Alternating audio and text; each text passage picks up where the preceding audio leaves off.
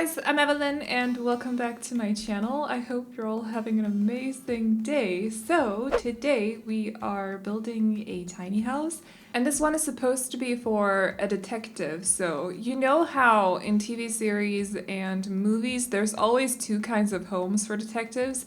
You have for example, if you've watched The Punisher on Netflix, it's a Marvel series.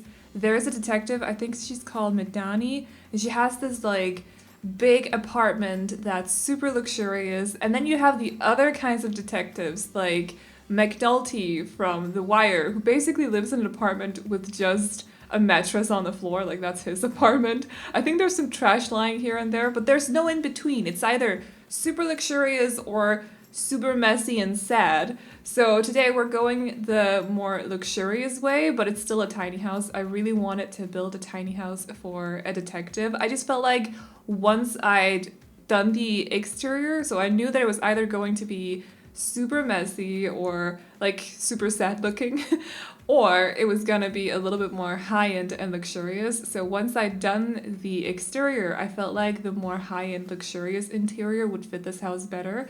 So it's more inspired by Madani's, I think that's her name, Madani. Something close to that at least. So it's more inspired by her apartment than McNulty's apartment. But I still kind of want to do an apartment or a house that's inspired by that sort of interior. I don't know if you guys have watched The Wire. It's such a good series. It's on HBO.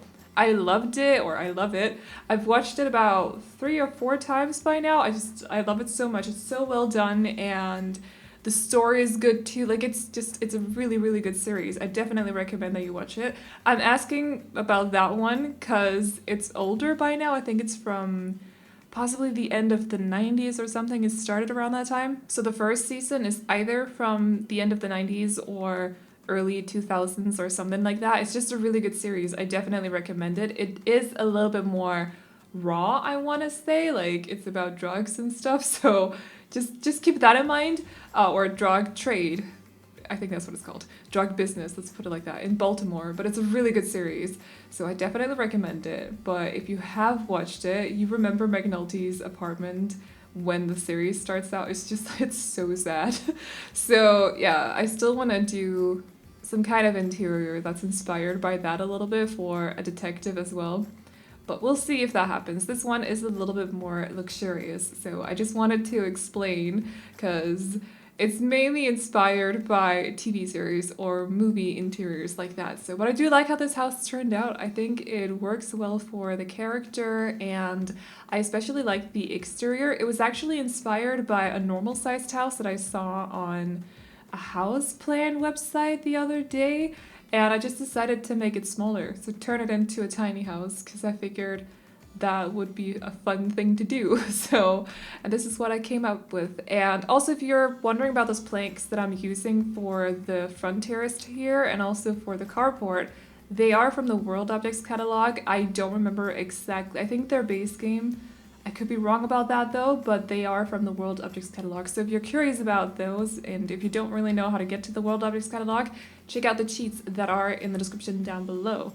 And yeah, I used them a little bit much in this build. Sorry about that. But anyways, so yeah, that is what we're doing today. We're building a tiny house for a detective, and it's a little bit on the nicer side, but I hope you guys like it. I also want to address the elephant in the room because if you guys have not been to The Sims, or if you're not on Twitter and you haven't been to The Sims YouTube channel, or you haven't looked at your subscription box if you're subscribed to their YouTube channel, there's a trailer seemingly coming up tomorrow. Currently, all we've seen is a GIF or a GIF. I don't remember how to pronounce that word. Anyways, I'm not trying to start a discussion right now, but there is one of those on Twitter with a windmill that is rotating, and on YouTube, there's also a picture of a windmill as well, but that's all we've seen. So I'm guessing that the pack that's coming up, it's most likely going to be an expansion pack because I do believe that they announced that the expansion pack would be released before the next game pack, so I'm pretty sure that it's not a game pack. I think it's I'm about 99.9% sure that it's going to be an expansion pack, but what's it going to be? Is it gonna be something like eco-living mixed with farming or countryside living or something like that. I would love that so much. I know that there's a Target employee who seemed like they didn't do it. I just was going to point that out afterwards. But there was a leak the other day. A Target employee had taken a screenshot of a listing in the Target, what's it called, catalog or something, and it said The Sims 4 Country Living, but it was confirmed to have been fake. So, like, it was proved to have been fake. It was just photoshopped. So that leak turned out to not be true. But today, The Sims posted themselves that there's a trailer coming up tomorrow. I think it's a trailer. They post, like, they wouldn't normally post it on a Wednesday, or it's Tuesday today. They wouldn't normally post a teaser on a Tuesday, because normally they post teasers on Mondays, followed by the trailer on Tuesdays, and it's Tuesday today, so I'm a little bit thrown off because it's not the usual, but I think it's gonna be a trailer tomorrow. Like, I'm pretty sure. I think the title was something like, How Green Is Your Thumbnail? Or no. No, How Green Is Your Plumb Bob? Not the thumbnail. I'm thinking of YouTube, it's fine, whatever. So I am pretty sure that it's going to be something with eco-living. That combined with the windmill that's in the picture, that's rotating. I think it's going to be something with eco-living, but I could see them combining that with like countryside living as well. And maybe we get to grow crops and stuff. And, you know, we had a vote a couple of years ago, before we got Laundry Day. We had a vote about eco-living, and they said that they might not, like, a lot of these things wouldn't make it into the stuff pack, but if it was popular, like if they felt like all the features they had listed would do good, if they were popular and if we seemed interested in them, they wouldn't just throw the ideas away, they would store them somewhere else, you know what I mean? So I'm kind of hoping that a lot of the things that didn't make it into that pack, the stuff pack, Laundry Day, that those things will like turn up in this pack if it is about eco-living. I'm just super happy it's not a futuristic pack. It doesn't look like a futuristic pack, at least. So that's like, yeah, I'm really happy about that. Plus another thing is, a couple of weeks ago, I think, one of the gurus also tweeted that one of the packs that we're getting within the next 6 months is actually something that they've never done before. As far as I know, they haven't really done an eco-living pack before, so it could be, like, I'm pretty sure that we're going in that direction. I'm just so excited for tomorrow. I can't wait to do a trailer reaction video either, because I love to do those.